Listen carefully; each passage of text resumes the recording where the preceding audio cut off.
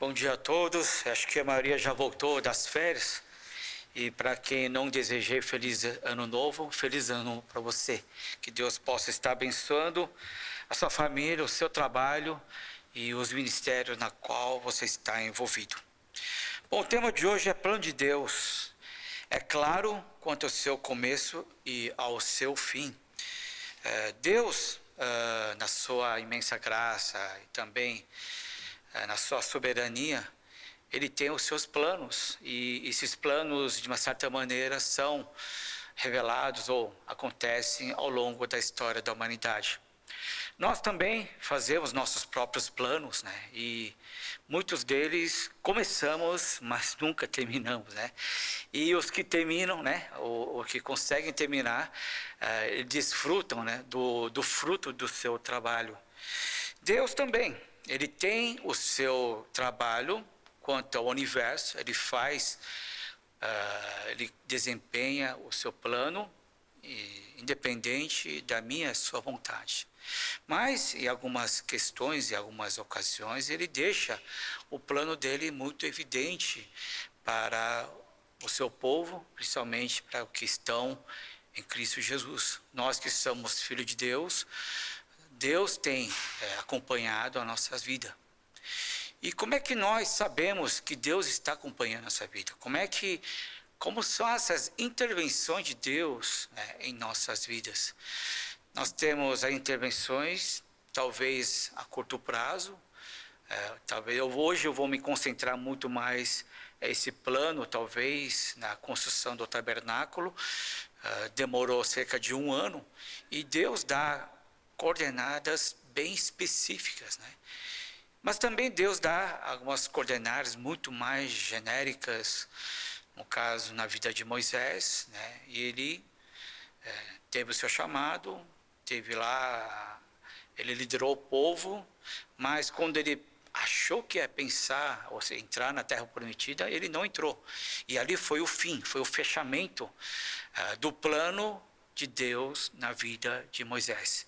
Então, são vários planos de Deus. Tem planos curtos, médios, a longo prazo, talvez até o fim das nossas vidas. E o texto que nós vamos ler todo mundo junto aqui, é Êxodo 40, verso 32, verso 33. Vamos lá ler em nossa voz? Sempre que entravam na tenda de encontro e se aproximavam do altar, eles se lavavam, como o Senhor tinha ordenado a Moisés.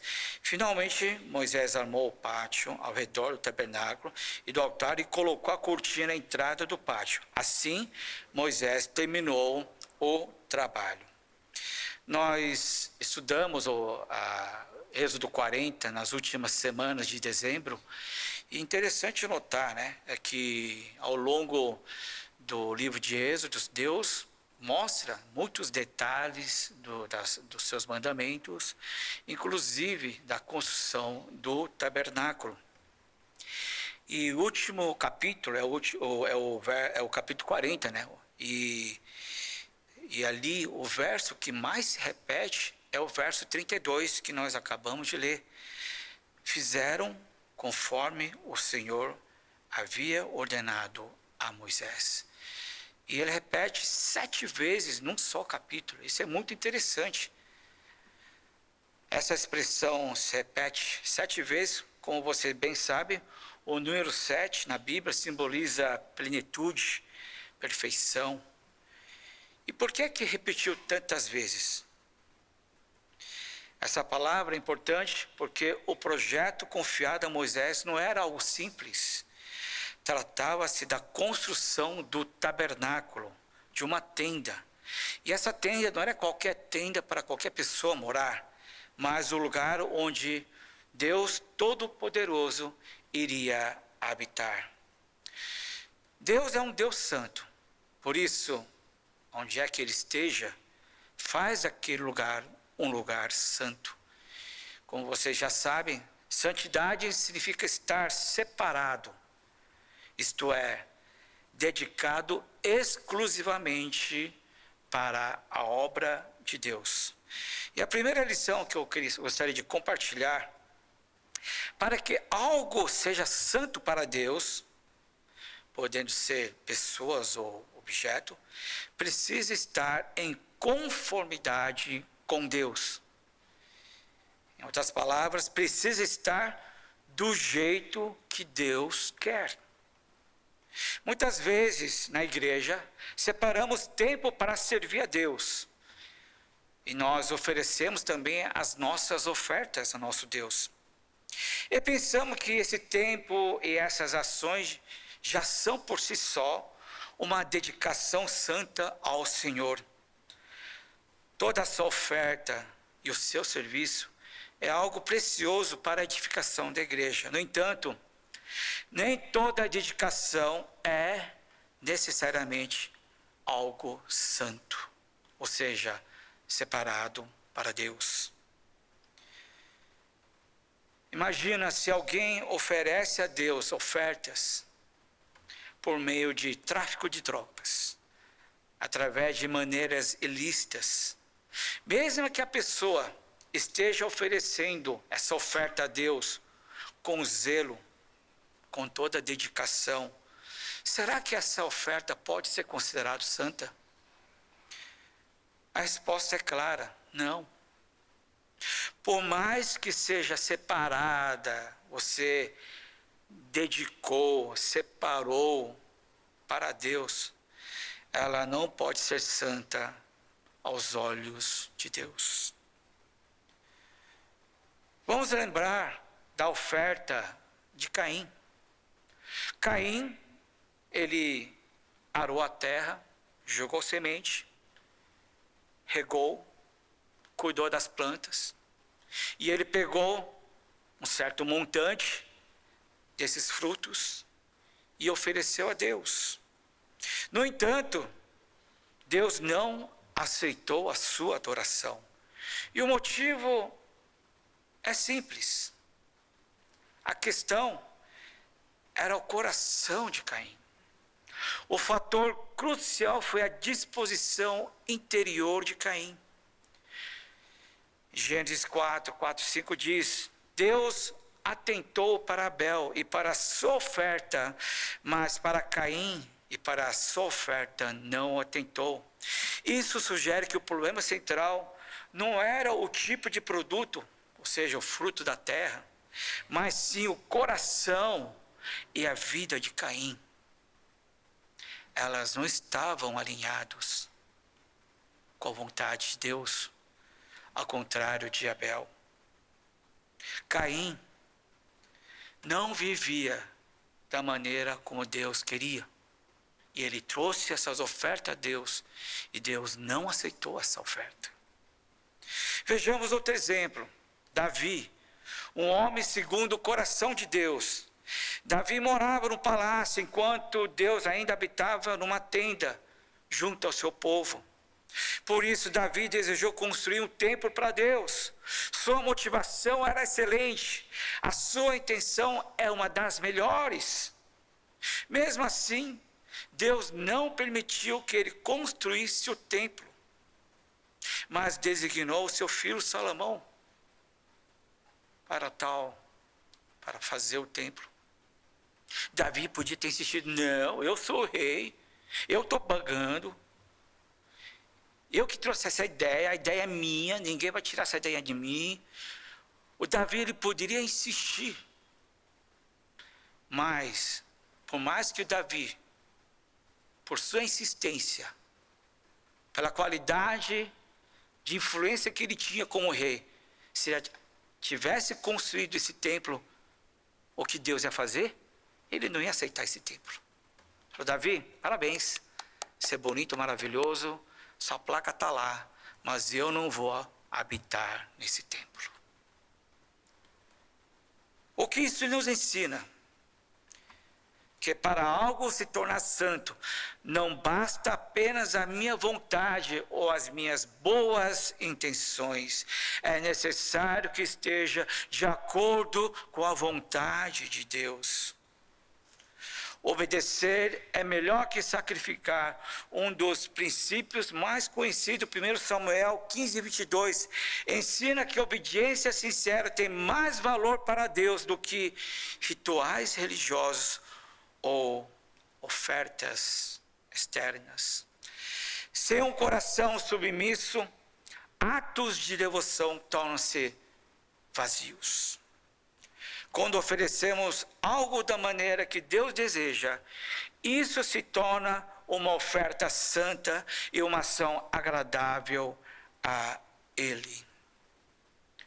Quando o meu tempo e a minha dedicação deixam de ser apenas esforços humanos, e quando é que esses esforços se tornam santidade? Mais uma vez, é quando nós agimos conforme a ordem do Senhor. Moisés fez o tabernáculo de acordo com a vontade de Deus.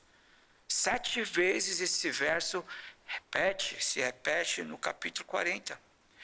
Amados irmãos da Igreja Jornal, estamos iniciando esse ano de 2026. Neste ano farei muitas coisas para Deus. Que nós, eu e você, possamos discernir se essas atividades vêm realmente de Deus ou são meramente obras das nossas boas intenções. Pois somente aquilo que Deus inicia é verdadeiramente separado, é algo que Deus gostaria de enxergar através das nossas vidas. Mais uma vez, não basta servir, não basta trabalhar, precisa estar conforme o coração de Deus. Assim, tudo que você fizer será do agrado dele. Espero que esse ano nós possamos iniciar, não da minha maneira, mas da maneira do nosso Deus.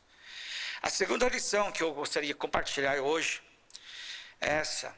O plano de Deus tem começo, meio e fim.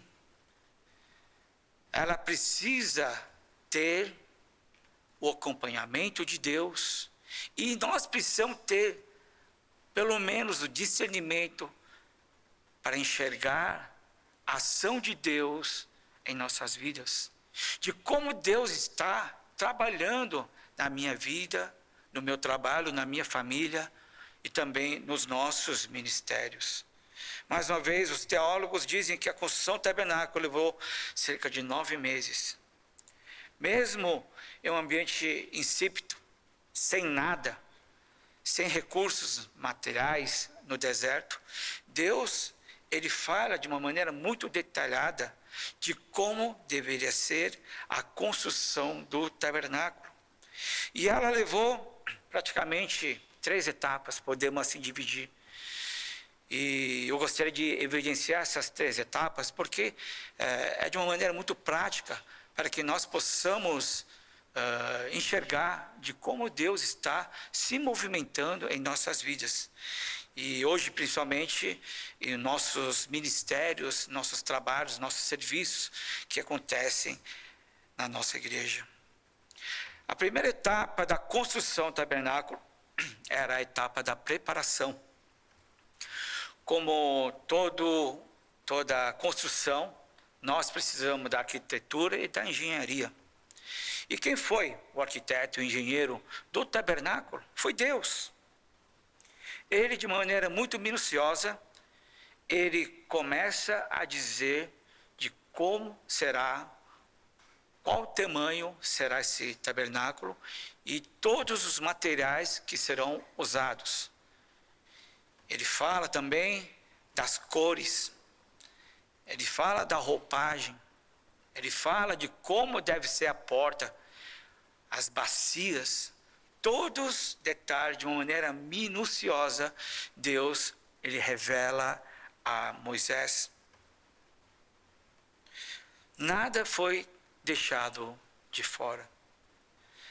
Isso nos mostra que como Deus também, ele poderia muito bem participar da nossa vida de uma maneira muito mais minuciosa. Até numa construção de um tabernáculo, Deus, ele deu todas as diretrizes. A Bíblia fala que nós também somos o quê? O tabernáculo do Santo Espírito. Nós também somos tabernáculo. E esse tabernáculo, ela não pode ser de qualquer jeito. Se leva o nome de Deus, se você carrega o nome de Deus, esse tabernáculo precisa funcionar de acordo com a vontade de Deus. Porque se você leva o nome de Deus, você é cristão e cristã, filho e filha de Deus, você se julga, mas se você não tem nada a ver com Deus, então não é o local apropriado para Deus habitar na sua vida. Da mesma forma, com a mesma minuciosidade que Deus construiu o tabernáculo, Ele também gostaria de participar da minha vida e da sua vida. Por isso, nós precisamos perguntar a Deus: como é que estou caminhando? Como é que está o meu casamento? Como é que estão os meus planos? Será que esse tabernáculo, sendo a pessoa de Deus, está de acordo com o critério de Deus? Essa é a pergunta principal que nós devemos perguntar a Deus.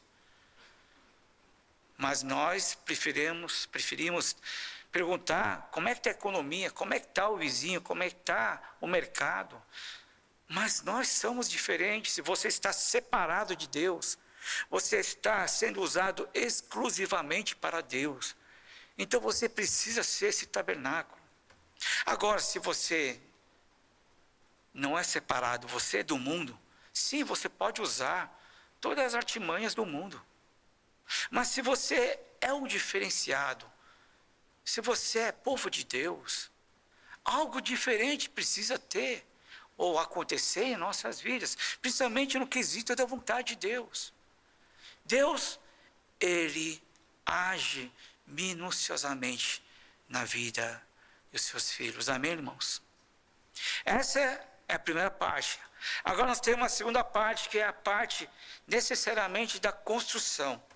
E eu estou trazendo isso em vista, mais uma vez, os nossos ministérios. Nossos ministérios têm uma duração de 1 ano, não é?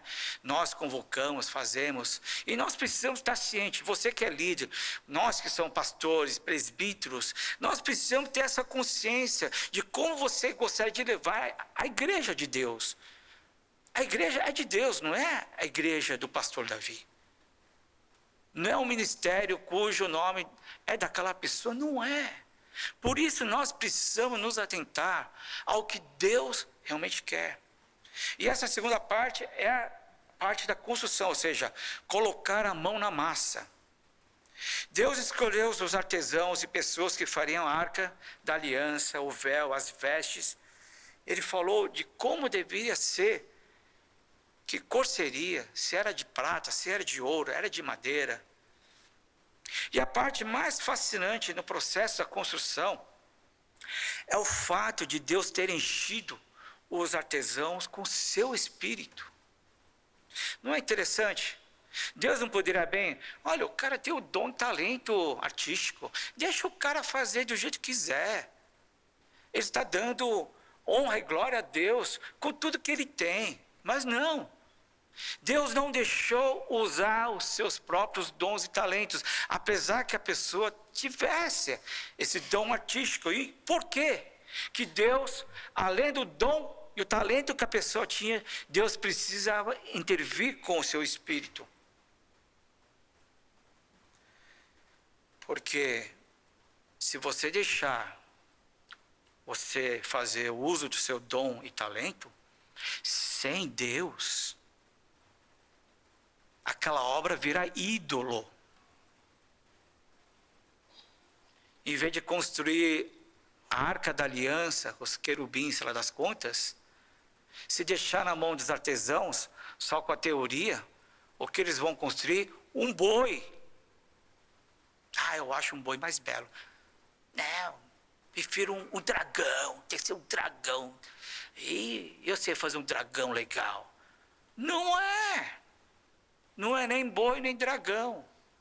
Lembra do episódio quando o Moisés não estava descendo e os caras falaram, olha, joguem todas as suas joias, ou seja, peguem o seu ouro e a gente vamos colocar numa forma lá, e apareceu um boi. Nada a ver, foi os caras que fizeram.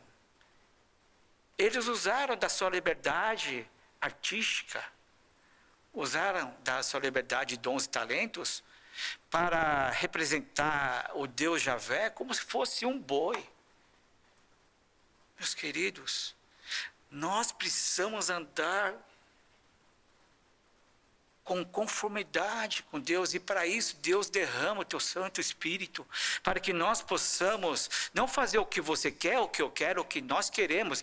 Não é o que nós queremos, é fazer o que Deus quer. A arca precisa ser conforme o desenho de Deus. O seu trabalho precisa ser não conforme o que você deseja, mas conforme o desenho de Deus. O seu ministério dentro da igreja não pode ser do jeito que você quer. Precisa acontecer de acordo com o coração de Deus. E assim, juntamente com a sua equipe. Você precisa ser uma pessoa que leva os seus liderados para Deus, com o Espírito de Deus. Então você precisa antes estar cheio do Espírito e conduzir os outros no mesmo espírito de unidade para Deus. Não é concorrência, não é minha equipe com sua equipe querendo fazer o que bem entende. Não é isso o propósito de Deus. Deus, acima dos seus dons e talentos, Deus derrama o teu Espírito, para que nós possamos, a igreja jornal, possamos fazer em unidade, para atender o propósito de Deus, porque o ministério é de Deus. Se o ministério fosse meu, posso fazer o que eu bem entender, mas o ministério é de Deus.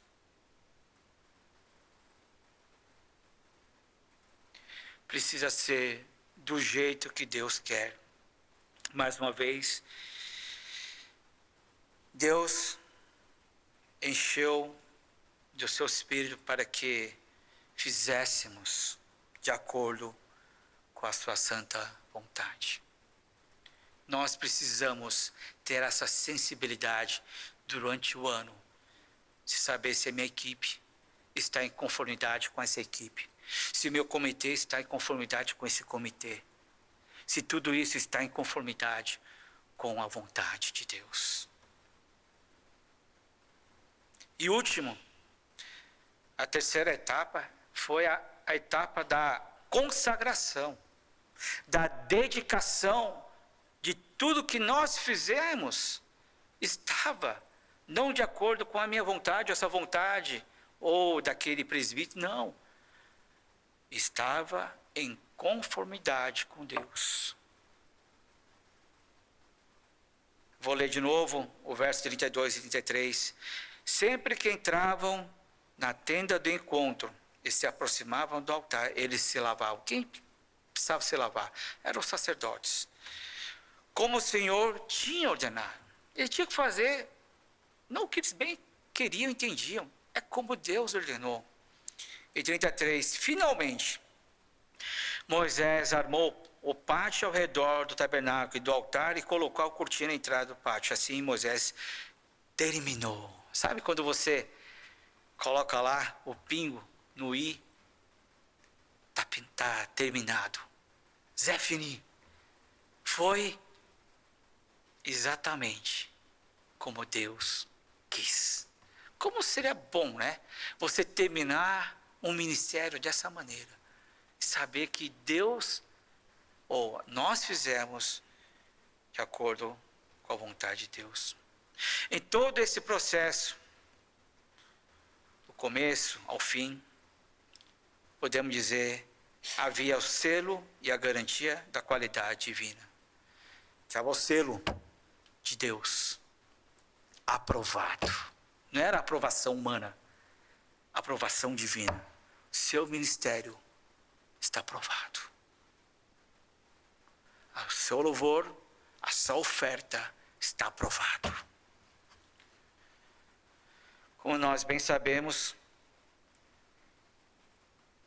com esforço humano por si só, não é capaz de satisfazer a santidade de Deus. Amados irmãos da Igreja Unar, precisamos ver na prática esse plano de Deus. E principalmente convocando a igreja a se organizar.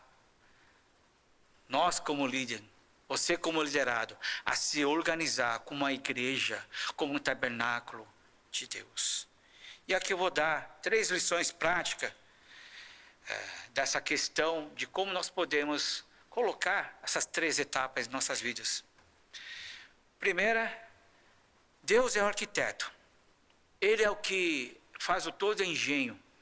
Ele que planeja tudo no nosso ministério.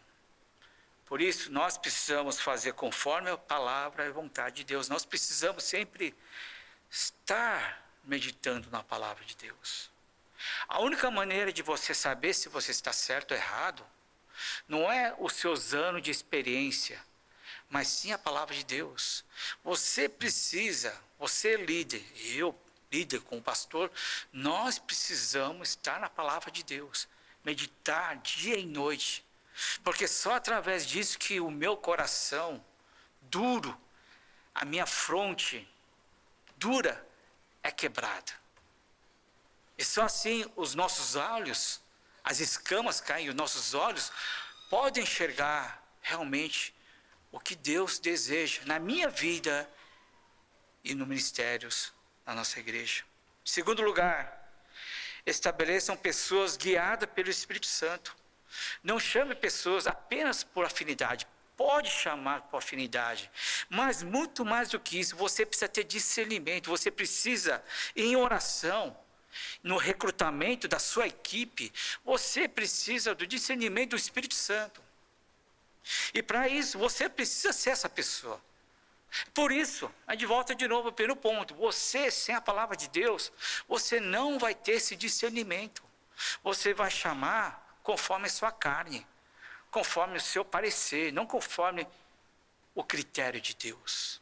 Olha só como a gente começa tudo errado, já no recrutamento da nossa equipe. Precisamos estar na palavra, precisamos ser guiados pela palavra. E só assim nós podemos entender que esse ministério não é do meu coração, é do coração de Deus. E você precisa guiar pessoas do seu ministério para entender os caminhos de Deus. Não basta apenas ter dons e talentos para servir a Deus. Eu e você, o seu ministério, precisa ser guiado pelo Espírito de Deus. Assim iremos formar a unidade. Caso contrário, cada um vai criar um ministério com a sua cara. Ministério do Kim, ministério do Park, ministério do Yang. Aqui o critério maior é o critério Kim e Yang. Não é isso. Nós precisamos seguir o critério daquela pessoa, não é. O ministério não pode ter sua cara. Mas muito longe disso. Quando alguém bater o olho no teu ministério, eles precisam enxergar Deus, amém? Eles precisam olhar para você, olhar para o seu estilo de liderança, olhar pela sua conduta, sua ação. Eu falei, putz, eu quero querer esse cara, porque esse cara, o rosto dele é evangelical. Parece anjo. É isso. Eu me sinto bem estar nesse ministério, porque algo é diferente. Nós precisamos conduzir os nossos ministérios dessa maneira. Levar a Deus, não levar a mim. Jamais. Levar a você, jamais. Isso é idolatria. Precisamos levar a Deus. Por fim, ofereçam completamente o serviço e o ministério como dedicação a Deus, dando a Ele toda a honra e glória ao final do ano. Como a oração do presbítero Gregório, os nossos ministérios, ao final do ano, nós precisamos ter essa sensibilidade e a capacidade de entregar a Deus. O tabernáculo, durante um ano, foi feito de acordo com a vontade de Deus, teve o selo de garantia de Deus. Eu falei, Deus, está aqui o tabernáculo. E Deus falou assim, aprovado. Eu vou habitar com glória, com majestade nesse tabernáculo. Depois, nos versos seguintes, você vê a presença de Deus de uma maneira magnífica. A presença de Deus estará nos nossos ministérios, quando, ao findar do ano, nós fazemos confraternizações. Sim, não sou contra, precisamos ter essa comunhão. Mais do que isso, nós precisamos ter a certeza que fizemos e cumprimos a vontade de Deus. Amém? É muito mais do que confraternização, é dedicação. Pai, estamos aqui, é você declarar, eu, líder, a nossa equipe, fizemos conforme o teu santo querer. Por isso eu quero dedicar essa turma ao Senhor. Senhor, toda a honra, toda a glória sejam a Ti. Nós precisamos declarar isso no nosso ministério todo fim de ano. Toda a glória, toda a honra seja a Ti, Pai. Não é nós. Não estamos aqui no serviço para atender a vaidade humana. Estamos aqui a seu serviço. Por isso, fazendo o seu serviço, se os caras estão jogando pedra, aleluia. Aleluia, porque é o que Deus quer. Agora, se você não sabe que Deus quer estar levando pedrada, paciência. Mas é melhor você levar pedrada sabendo que você está do lado de Deus, não é? Então, nós líderes precisamos criar essa cultura. Para que não fique uma coisa só dentro da igreja. Acho que nós também podemos trazer essa questão para os nossos lares. Nós temos vários ciclos acontecendo em nossas vidas. Nós temos os ciclos da criança. A criança está a passagem de ano, não é? Da segunda série para a terceira série. Cada ciclo. Senta com seu filho. E dê glória a Deus. É isso, simples demais. Você que completa anos de casamento, é você enxergar Deus. Pai, obrigado que o Senhor tenha acompanhado o meu casamento. Senhor, eu quero refletir se o meu casamento foi de acordo com a vontade de Deus ou não. E o casal precisa ter esse discernimento de saber que o casal está em paz com Deus. E você vai falar, Deus Ebenezer, esteve comigo, que esteja também comigo no ano 2026. Toda a glória e honra seja a Deus pelo meu casamento. Filho, casamento, trabalho. Nós precisamos ter esse discernimento para que tudo que você fizer seja muito mais do que boas intenções, do que boas ações, muito mais do que talentos e dons. Seja de acordo conforme o nosso Deus. Amém?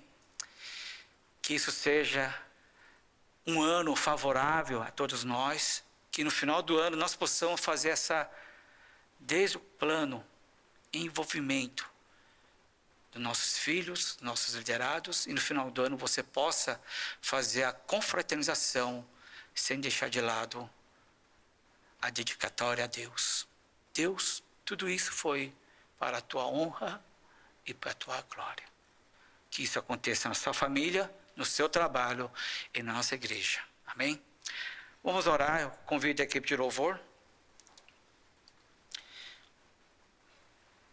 Se você tem essa tradição espiritual, aleluia, amém, meus queridos. Mas, se você gostaria de viver esse ano de acordo com o plano de Deus, é você perguntar a Deus, Pai, quais são os seus planos? O Senhor gosta de participar da nossa vida, Senhor. Se eu possa estar falando no meu coração. que nós possamos entender a Tua vontade, que nós possamos fazer de acordo com o Teu Santo Espírito, em obediência, para que ao final do ano nós possamos dar honra e glória ao Seu nome. Gostaria que você pudesse orar a esse respeito.